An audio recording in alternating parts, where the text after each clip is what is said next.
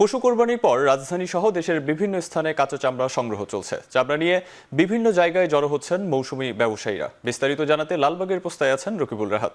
রাহাত, কাঁচা চামড়া সংগ্রহ কেমন চলছে এবং কোনো প্রতিবন্ধকতা আছে কিনা জানাবেন আমাদেরকে।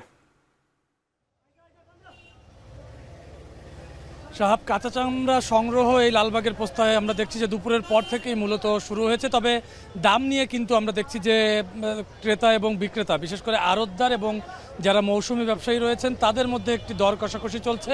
কিছুক্ষণ আগের একটি ঘটনা বললেই বিষয়টি স্পষ্ট হবে। কিছুক্ষণ আগেই আমরা দেখছিলাম যে একটি মাদ্রাসার 3 জন এখানে চামড়া বিক্রি করতে এসেছিলেন। তারা এখানে এসে তাদের যে চামড়া তার প্রতিটির মূল্য তারা বলেছেন 900 টাকা করে, কিন্তু এখানে যিনি ব্যাপারী রয়েছেন, ব্যাপারী প্রথমে 600 টাকা এবং শেষমেশ তিনি গিয়ে 700 টাকায় নির্ধারণ করেছেন। কিন্তু কিছুক্ষণের মধ্যেই কিন্তু আমরা দেখেছি যে সেই মাদ্রাসার যারা এসেছিলেন তারা চামড়া বিক্রি না করেই এখান থেকে ফেরত গেছেন। এমন আমরা বেশ কয়েকজনকে দিচ্ছি এবং দেখছি যেসব মৌসুমী ব্যবসায়ীরা বা এতিমখানা মাদ্রাসার যারা চামড়া সংগ্রহ করছেন তারা বলছেন যে গতবারের তুলনায় চামড়ার দাম কম, অথচ এবার সরকার কর্তৃক চামড়ার প্রতি বর্গফুট নির্ধারণ করে দেওয়া হয়েছে গত বছরের চেয়ে 5 টাকা বেশি।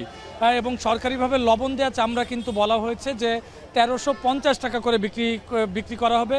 সেক্ষেত্রে তারা বলছেন যে সরকারিভাবে দাম বাড়ানোর পরেও কিন্তু চামড়ার ব্যবসায়ী যারা রয়েছেন তারা ঠিক দামটি দিচ্ছে না। উল্টো দিকে ব্যবসায়ীরা বলছেন যে যেহেতু সরকার নির্ধারিত দাম বাস্তবায়ন হবে কিনা সেই বিষয়টি নিয়ে তারা অনিশ্চিত, সেজন্য তারা কিন্তু কম দামে চামড়া কিনছেন।